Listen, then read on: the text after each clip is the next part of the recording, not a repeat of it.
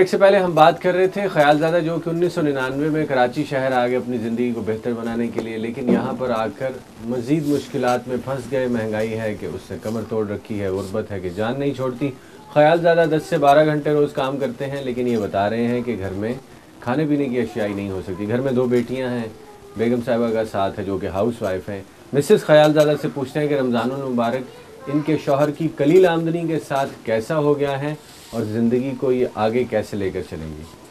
बहन, जो मियाँ साहब आपके ने बताया 7,500 रुपये की तनख्वाह है, मुझे नज़र तो आ रहा है जो देख रहे हैं इस प्रोग्राम को, इससे वो भी समझ रहे हैं कि आपके यहाँ बहुत मुश्किलात होंगी। 2 छोटी छोटी बच्ची हैं ना, आप कैसे इस सारे मामले को देखती हैं, क्या करती हैं कम पैसों में?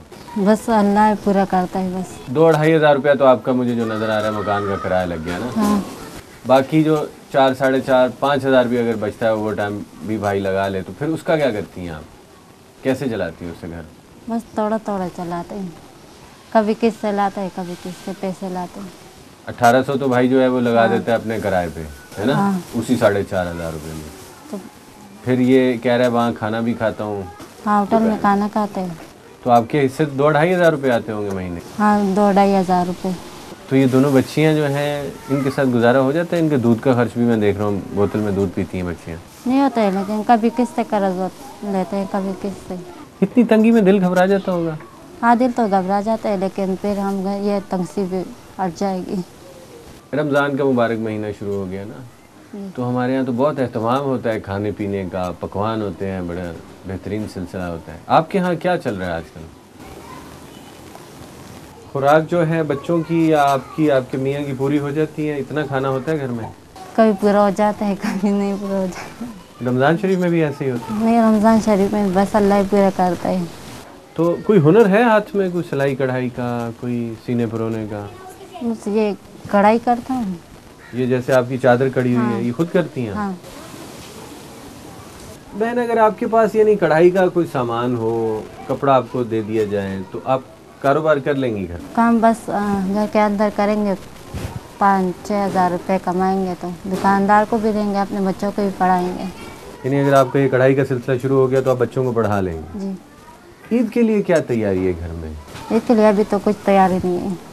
कितना अरसा हो गया आपकी शादी को? 4 साल। 4 ईदें आपको आ गई ख्यालज़ादा के साथ शादी करने के बाद।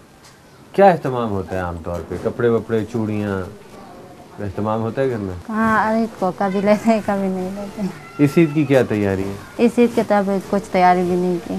तो अब तो ये कह रहा है महंगाई से तंग आया हुआ है। हाँ, महंगाई तो ईद के कभी बस पुराने पहन लेते हैं। यानी अगर इसने इस दफ़ा आपको कोई चीज़ ना लेके दी, घर में झगड़ा तो नहीं होगा? नहीं। कितना खर्चा उठेगा अगर आपको एक थोड़ा सामान ले दिया जाए काम करने के लिए? 20-30 हज़ार रुपये जो आराम से हो जाएंगे सब काम। यानी सब काम आपका कारोबार घर बैठे शुरू हो जाएगा 20-30 हज़ार रुपये? हाँ। ये तो कोई इतनी बड़ी रकम नहीं है।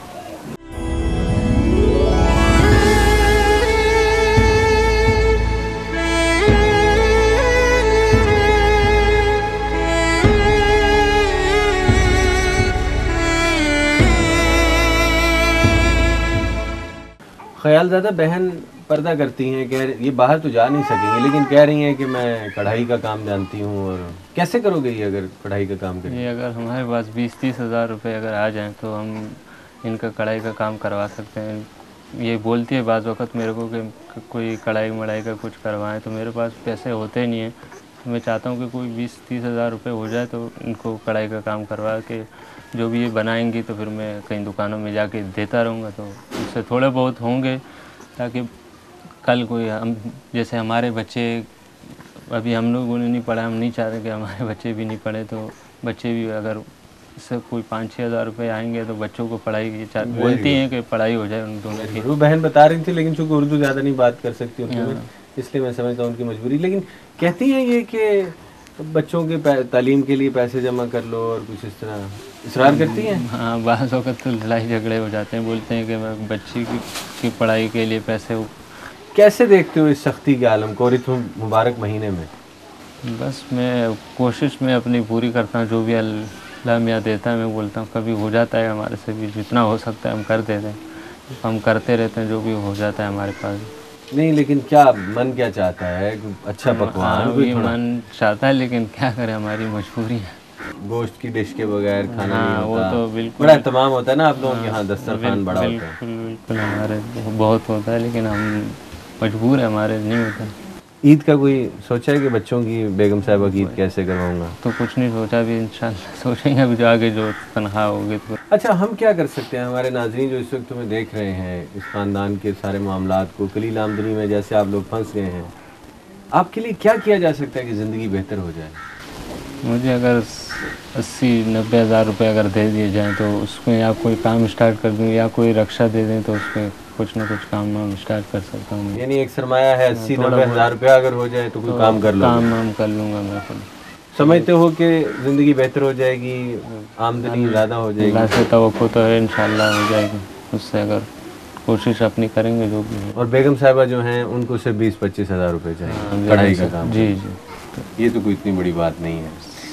ख्यालज़ादा जो कि गदून अहमद रईस से 1999 में कराची आ गए थे गुर्बत से लड़ते लड़ते, लेकिन यहाँ दुनिया के एक ऐसे चक्रव्यूह में फंस गए हैं कि आज महदूद आमदनी है, घर में 2 बेटियों का साथ है जो आज गोद में है लेकिन कल को जवान होंगी।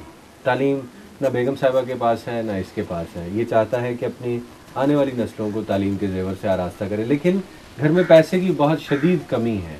रमज़ान मुबारक बहुत सख्त हो गया है, ईद का कोई बंदोबस्त नहीं। ऐसे में क्या होगा? ऐसे में आप और हम इनकी मदद करेंगे, इनको इस चक्रव्यूह में से निकालेंगे, अपने मालो मताब में से इनके लिए कुछ हिस्सा निकालेंगे तो ज़िंदगी यकीनन आसान हो जाएगी।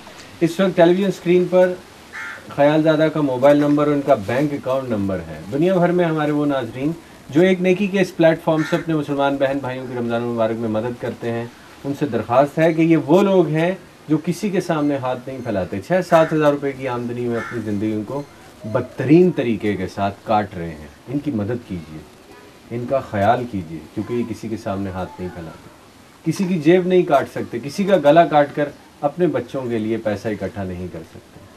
आइए एक नेकी ऐसी कर जाएं जो हमारे बाद भी जीती रहे। कल फिर मिलेंगे। अस्सलाम वालेकुम।